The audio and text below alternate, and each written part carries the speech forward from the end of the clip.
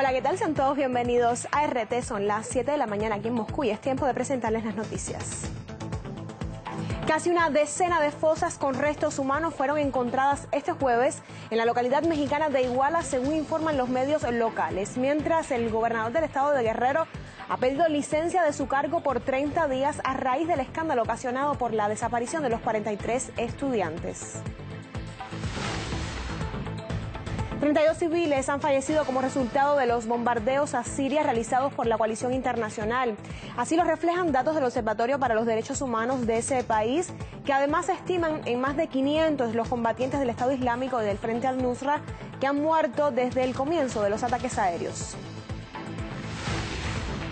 La policía apunta a un canadiense de 32 años convertido al Islam como el autor de los tiroteos en el Parlamento de Ottawa. Se difunde que la actividad yihadista habría servido de inspiración para cometer este atentado. Los agentes precisan que el joven tenía planes de viajar a Siria. Dejen de destruir la educación pública. Esa es la petición que ha acompañado a los estudiantes y a los profesores estos 3 días de protestas en España. Los manifestantes se han pronunciado contra las políticas del gobierno para el sector y los recortes del presupuesto. Quédese con nosotros, tenemos más noticias aquí en RT.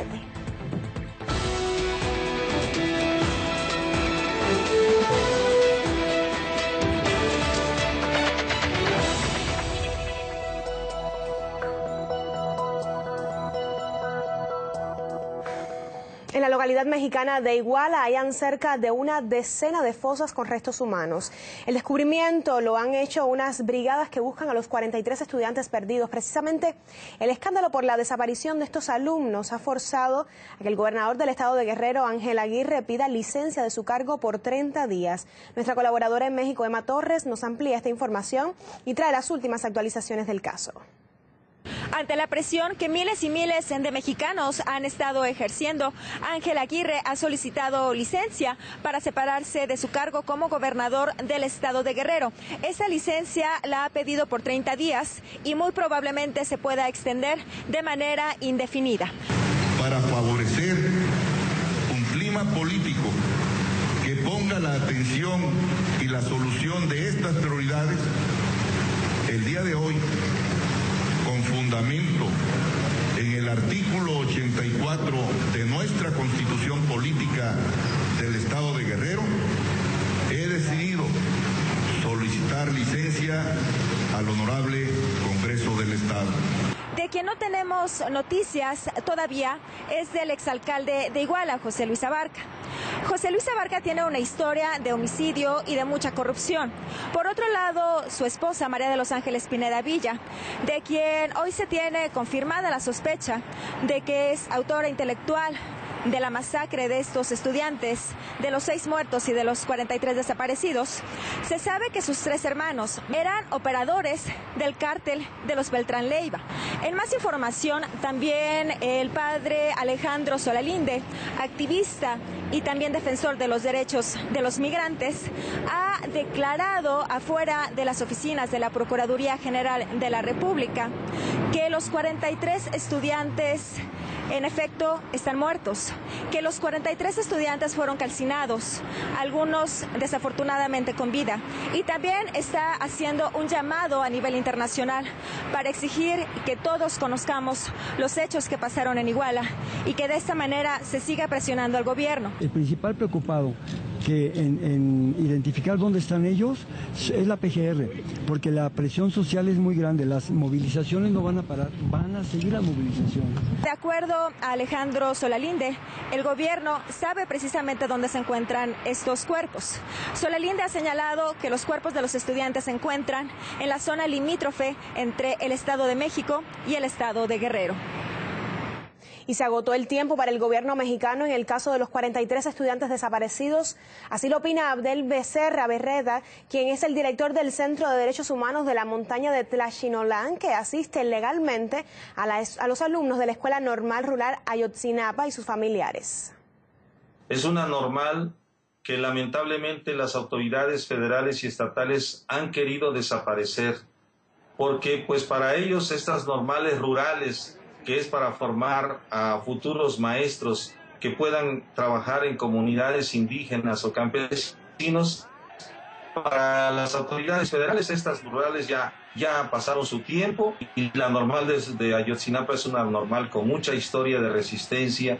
Los padres, ellos están decididos no solamente a irse en busca de sus hijos y también a exigir a que las autoridades tengan que dar todo lo que prometieron para que esta búsqueda sea efectiva. Ya se cansaron de escuchar la voz de la autoridad repitiendo las mismas palabras. Lo urgente y lo único que están pidiendo es tener indicios de dónde están los hijos. Los padres, si ven que esto no se cumple, entendemos que se retirarán de la mesa y buscarán otras instancias para ser escuchados, porque bueno, se agotó el tiempo para el gobierno mexicano. La solidaridad con las familias de los estudiantes desaparecidos en México ha traspasado las fronteras de esa nación. Y por ejemplo en Chicago, en varias partes de Estados Unidos, pues también se han celebrado manifestaciones que exigen al gobierno de Peña Nieto actuar para encontrar a los 43 jóvenes. En las protestas también se han sumado otras ciudades como Londres y también París, como lo vemos aquí a continuación, donde los activistas han instalado pancartas y retratos de los alumnos. Por su parte, también en Marsella, pues los europeos claman justicia por los desaparecidos. A esta también se le une pues Barcelona, donde los estudiantes han encendido velas en una vigilia por los normalistas mexicanos. Y en Milán, a la convocatoria también se ha sumado el escritor italiano Umberto Eco.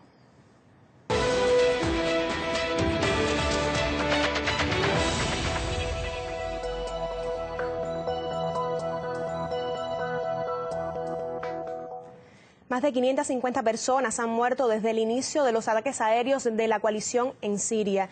En su mayoría son combatientes del Estado Islámico y del Frente al-Nusra, pero entre las víctimas también se cuentan 32 civiles, según los datos del Observatorio Sirio para los Derechos Humanos. Mientras los primeros 200 combatientes kurdos de Irak se desplazan a la ciudad siria de Kobani, asediada por los radicales. Así lo ha anunciado el presidente turco Erdogan, quien ha autorizado el paso por su territorio. En tanto, los yihadistas intensifican la ofensiva contra la urbe rodeada por el este, el sur y el oeste. El Estado Islámico utiliza artillería pesada en los combates y la minoría kurda asegura que los extremistas reciben ese armamento de Turquía. Les invitamos a conocer la realidad de la zona de guerra en el siguiente reportaje. Tras llegar grandes territorios de Irak y Siria, la guadaña de Estado Islámico ha tocado la puerta de Turquía. El último obstáculo es la ciudad de Kobani, el bastión kurdo en la frontera sirio-turca. Sin embargo, pareciera que para Ankara el peor de los males no son los yihadistas. Vi con mis propios ojos cómo el ejército turco asistía al Estado Islámico. En algunos pueblos árabes nos contaron cómo ayudaron a 1.500 extremistas a cruzar la frontera hacia Siria. Este comandante kurdo tuvo que mentir a los soldados turcos para poder salir de Siria cuando resultó herido de gravedad. Recibió 2 balas en la pierna y estaba perdiendo sangre. Ni siquiera pudo enterrar a su hijo que murió luchando a su lado. Por supuesto, si hubieran sabido que soy un combatiente, me habrían arrestado y no me hubieran dejado entrar a Turquía. Los miembros de esta comunidad que luchan contra los radicales en Kobani buscan ayuda médica en Turquía. Indican que no es fácil entrar, pero tampoco salir.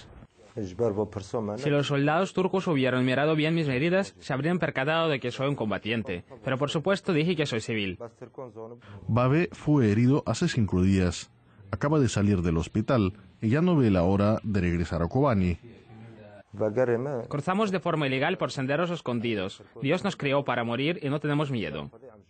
El gobierno de Erdogan bloquea la frontera del país con Siria, prohibiendo a los kurdos unirse a sus compañeros en Kobani, a los que el presidente considera terroristas, como a los miembros del Partido de los Trabajadores de Kurdistán, prohibido en Turquía. Sin embargo, en un giro inesperado de la situación, Ankara dio permiso a los kurdos de Irak para que crucen su frontera y luchen contra el Estado Islámico en Siria, una decisión de medias tintas que bien podría dejar abierta la pregunta: ¿Turquía, de qué bando estás? Mikhail Smyslev, RT. Pero Turquía no es el único país que simpatiza con los yihadistas. El multimillonario y miembro de la Casa Real de Arabia Saudí, Al-Walid bin Talal, admitió en una entrevista que algunas personas en su país habían financiado al Estado Islámico en Siria. Según el investigador y profesor de sociología Armando Fernández Esteico, muchos no entienden el peligro que representa este grupo extremista. Vamos a ver, el presidente turco Erdogan ha demostrado en varias ocasiones su intento de combatir el alma laica de su propia sociedad. Erdogan está desarrollando una política que simpatiza con el islamismo y le acerca a una dinámica de la que él puede ser luego víctima él mismo, ¿no? Esta situación contradictoria empuja a Turquía, por un lado, hacia el islamismo por parte de su gobierno, es decir, Turquía desarrolla una política de simpatía hacia el modelo islámico de sociedad frente a la parte laica de su propia sociedad, y también le empuja a un enfrentamiento con Siria, pero también convierte a Turquía en una víctima de la expansión del Estado Islámico, ¿no? Y esto pues le genera pues muchos problemas. Yo creo que apoyar a los islamistas por un lado por diferentes razones internas y externas, y por otro lado sufrir la posibilidad de las consecuencias de este apoyo, le ha creado a la diplomacia turca en este momento una situación muy contradictoria que se refleja en escaramuzas y en titubeos como los que últimamente se vienen haciendo públicos en la prensa y en los medios de comunicación. La actividad yihadista habría servido de inspiración para el autor del tiroteo en la capital canadiense este miércoles. La policía precisa que no tenía cómplices y que es el único agresor que abrió fuego cerca y dentro del Parlamento, matando a un guardia de honor. Además, los agentes destacan que el individuo tenía planeado viajar a Siria. Por su parte, la madre del atacante abatido, en una conversación con los medios, precisó que llora por las víctimas y no por su hijo. Cabe destacar que trabaja como subjefa del Departamento de Inmigración, y en el epicentro del drama, en el Parlamento, abrieron una sesión con un largo aplauso para el sargento que disparó a muerte contra el agresor. El primer ministro del país destacó que la nación no será intimidada, pero permanecerá alerta. El analista internacional Juan Luis González Pérez considera que lo único que logra Occidente con su política antiextremista es poner en peligro la vida de sus propios ciudadanos y generar más terrorismo. Si Occidente, con esta forma tan absurda de enfrentar el terrorismo, está poniendo en peligro la vida de sus propios ciudadanos, pero además que no va a resolver el absoluto del problema, todo lo contrario. Las políticas de Occidente hacia Oriente Medio lo que están haciendo es generar más y más terrorismo. Si Estados Unidos lo quisiera de verdad, podría resolver el problema del Estado Islámico en cuestión de unos pocos meses. Por un lado, debería obligar a Turquía a que cierre las fronteras al paso de yihadistas. Por otro lado, debería exigir a los países del Golfo que dejaran de financiar a los grupos terroristas, y por otro, y por último y más importante, debería de apoyar al ejército libre sirio, al ejército de Siria en su lucha contra el terrorismo. El ejército árabe sirio es el único ejército que está capacitado para derrotar al Estado Islámico. Así, en muy pocos meses el problema se solucionaría y se habría acabado del todo. Pero Estados Unidos parece que considera que el ejército islámico es bastante útil a sus intereses en Siria e Irak, y parece que está apostando por formas muy lentas de acabar con el Estado Islámico. Probablemente va a tardar muchos años de seguir así antes de tenerlo o de erradicarlo totalmente de la región. El tercer día de la huelga estudiantil contra los recortes en educación culminó con masivas manifestaciones en diferentes ciudades de España. Los alumnos también exigen la dimisión del ministro de esta esfera por promover una polémica normativa sobre la gestión del sector de la enseñanza, conocida también como Ley Wert. Francisco Guaita ha dialogado con el portavoz del Sindicato de Estudiantes y nos acerca las posiciones de los alumnos. Madrid, Barcelona, Valencia, Bilbao y así decenas de ciudades que se están llevando a cabo allí manifestaciones. Este es el tercer y el último día de la huelga convocada por el sindicato estudiantil. Aquí todo es con un grito al unísono: no a la reducción de becas, no al aumento de las tasas estudiantiles y no tampoco al despido de los profesores. En resumen, no a los recortes de educación y tampoco a la ley que quiere implantar el gobierno. Las diferencias entre el gobierno y los estudiantes son importantes, como sus cifras. Según dice el gobierno, han secundado la manifestación muy pocas personas, mientras que aquí se habla de un 90%. Este pasado miércoles dicen que 2 millones de estudiantes no fueron a las aulas. Con nosotros está en estos momentos Toil Delgado, que es el portavoz del sindicato estudiantil. Muy buenas, Toil. Hola, buenas. Lo primero, ¿por qué no a esa implantación de la LOMCE?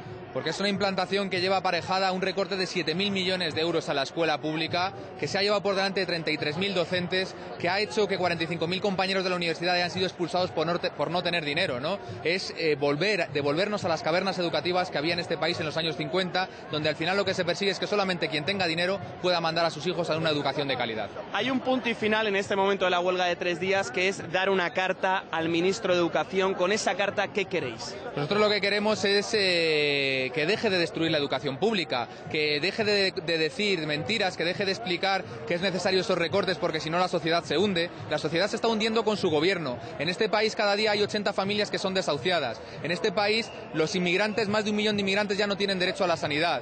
En este país la educación pública está en sus horas más bajas, con decenas de miles de jóvenes que no pueden acceder a la educación superior. Lo que hace falta y quien hunde las condiciones de vida no es otro que el gobierno del Partido Popular. Ha habido recortes durante estos años económicos. Vosotros no estáis a favor de los recortes en educación y en sanidad. ¿Por qué?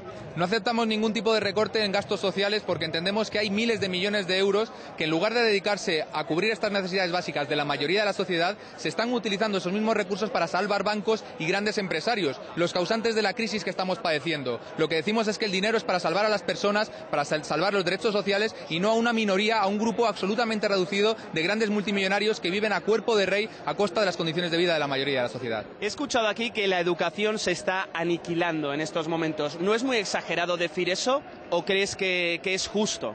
Bueno, lo cierto es que está en un proceso de destrucción la escuela pública tal y como la conocemos. Hasta hace no muchos años estaba prohibido que hubiera más de 35 alumnos por aula. Ahora vamos en sitios por 40, en algunos escenarios en 47 alumnos por aula. Hemos perdido las clases de desdoble en idiomas como el inglés, en un país que tiene un gran retraso en el conocimiento de un segundo idioma. Hemos perdido los desdobles en asignaturas tan importantes como física o como química. Hemos perdido apoyo a los estudiantes que tienen dificultades con lengua o matemáticas. En el fondo se está haciendo que todo estudiante que tenga dificultades, si su familia tiene dinero para contratar profesores privados, podrá salir adelante, y el hijo de una familia trabajadora donde sus padres no tengan dinero se le deja ir hasta que es expulsado del sistema educativo. Se está destruyendo. Muchísimas gracias, Toil. La raíz de esta huelga es el deterioro de la situación tanto del paro juvenil como del abandono escolar. Hay un dato que refleja esta situación. En estos momentos, 1 de cada 4 jóvenes de entre 15 y 29 años ni trabaja ni estudia.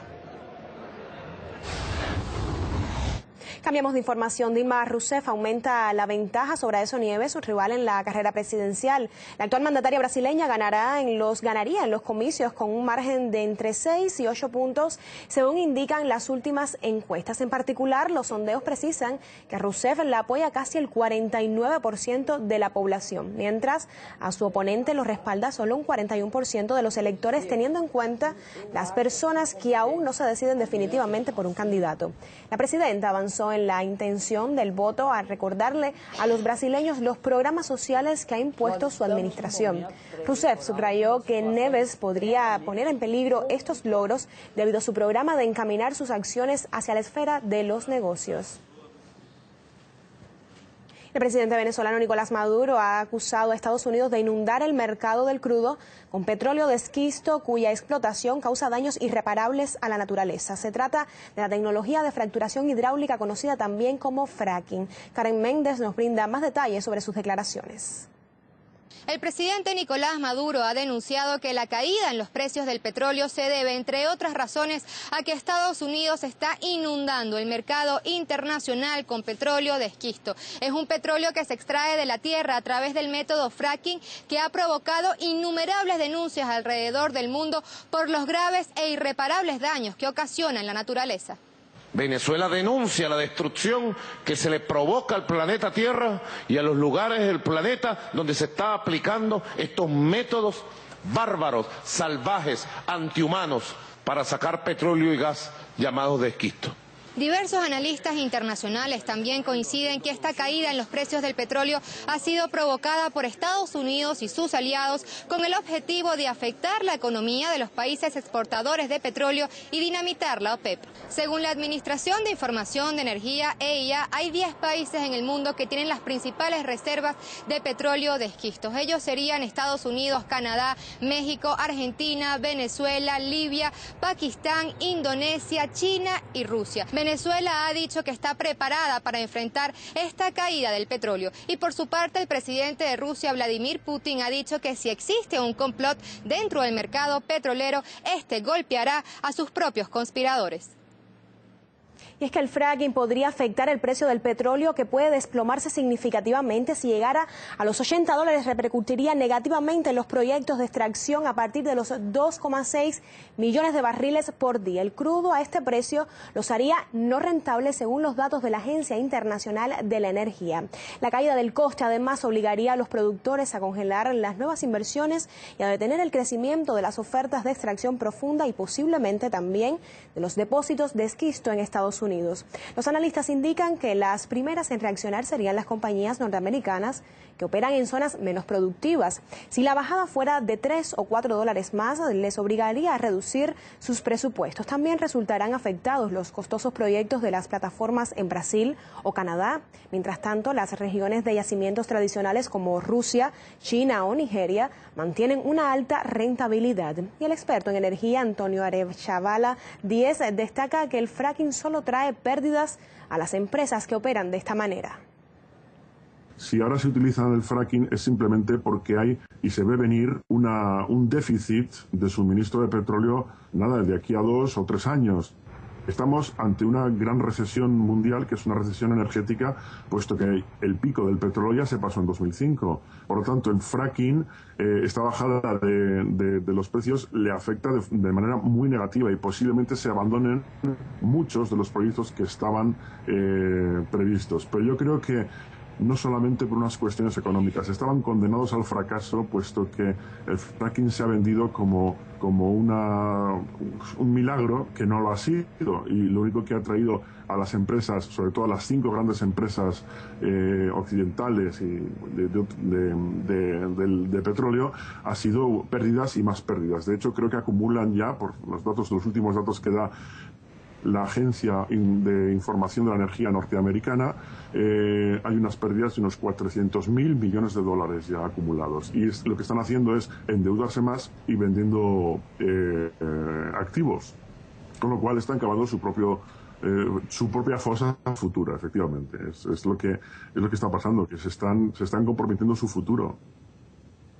Se registra un nuevo contagio por ébola en Nueva York. A pesar de que se trata de una enfermedad esporádica en Occidente, crece el pánico en torno a una posible pandemia global de este virus. Gonzalo Guancha nos aclara qué hay de cierto en el mito creado sobre esta afección. La gestión de la crisis del ébola es un reto global para las autoridades sanitarias, una vez que la llegada de casos a España o Estados Unidos ha generado un estado de alarma social continua que algunos expertos desaconsejan. El único mensaje que se puede dar, porque es cierto, en Europa hablo claro, es el de tranquilidad absoluta. No así en los centros africanos, donde todavía estamos lejos de empezar a controlar la expansión del virus del ébola. Creo que no está justificada la alarma social y que no contribuye especialmente al control de la enfermedad. Aún así, el ébola está en boca de todos y goza de un protagonismo mediático que presiona a los dirigentes.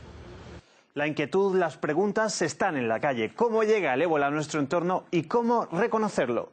Para rebajar el miedo y la alarma social en estos momentos, la mejor vacuna es la información. Aunque el virus se muestra esquivo en un principio, da la cara tras un periodo de 10 días de incubación después del contagio. Es entonces cuando aparecen los primeros síntomas como fiebre, dolor muscular o fatiga. Será, sin embargo, a partir del día 13 cuando los síntomas se agraven con la aparición de diarreas, tos o inflamación ocular. Pero es a partir de las 2 semanas cuando el cuadro se torna crítico, viendo cómo el sistema circulatorio se ve afectado por el virus, haciendo que las venas lleguen a expulsar sangre hacia el exterior. Es a partir de entonces cuando la estadística es fatal, hablando de un 70% de casos que acaban con la muerte del enfermo por fallo multiorgánico. Sin embargo, los expertos llaman a mantener la calma, ya que esta dinámica es altamente improbable en nuestras sociedades. El ruido mediático en torno al virus genera falsas creencias y una alerta generalizada, creyendo, por ejemplo, que el ébola se contagia por el aire. Pero lo cierto es que el virus solo se infecta cuando los fluidos corporales de un individuo infectado tocan las mucosas de alguien sano. También hay que desmentir el mito de que cualquier persona puede contagiarnos, ya que únicamente aquellos afectados con síntomas evidentes y visibles pueden hacerlo. Hay que recordar e informar también que el virus se transmite por vía sexual y además hay que extremar las precauciones en los actos funerarios, ya que el contacto con un cadáver también puede originar la infección. Y por último, hay que desmentir totalmente la utilidad de remedios naturales tales como leche, cebolla o agua salada ante la dolencia, que son totalmente inútiles. Por ahora, la investigación de 3 grandes laboratorios es la única vía legitimada para hallar una respuesta al ébola. Sin embargo, hay voces que apuestan por alternativas, teniendo en cuenta que el suministro de una vacuna no es inminente. Cuando ofrecemos alternativas económicas o gratuitas, pues se te desprecian. Pero nosotros sabemos perfectamente que lo que estamos ofreciendo está súper estudiado científicamente.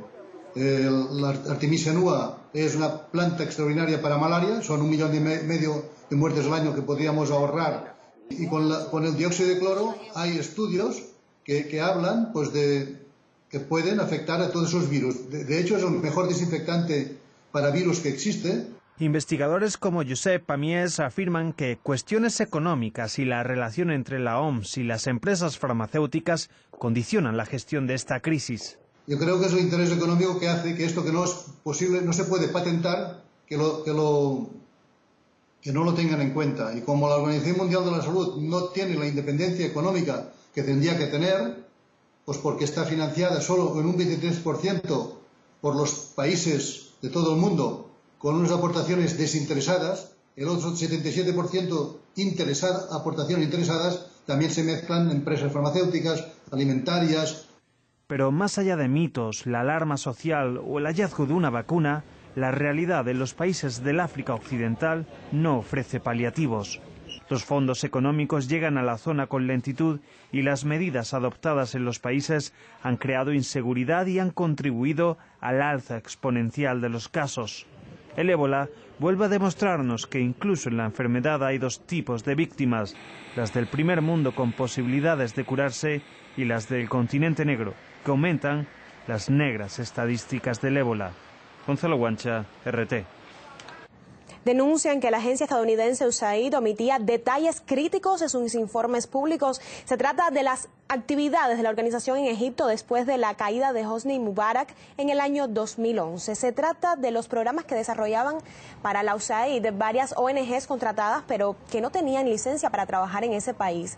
Las autoridades de la nación acusaron a varios de los representantes de esas entidades de funcionar ilegalmente y la USAID se vio obligada a pagar en secreto por la fianza. El informe preparado al respecto cuestionaba toda la operación, pero estas dudas fueron excluidas del documento.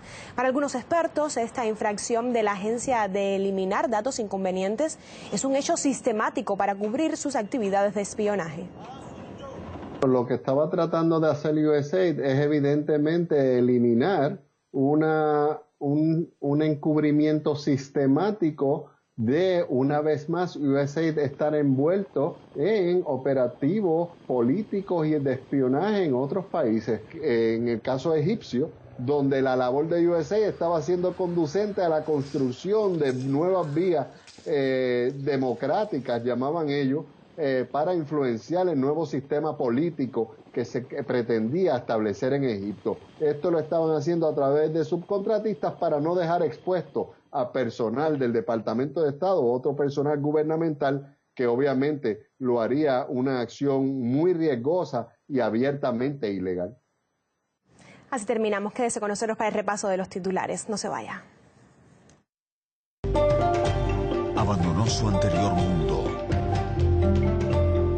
para adentrarse en el corazón del budismo ruso, donde todavía existe magia,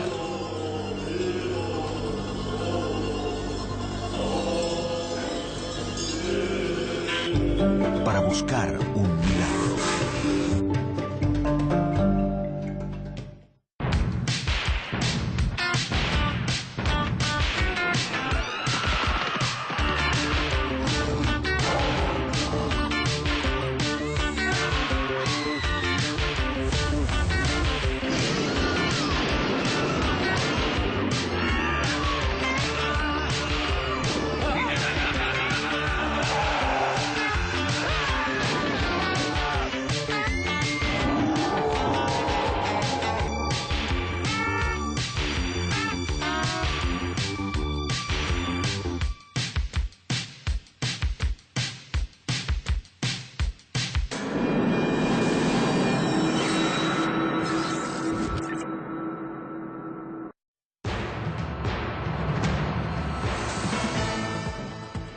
Bienvenidos de regreso, repasemos los titulares de la jornada.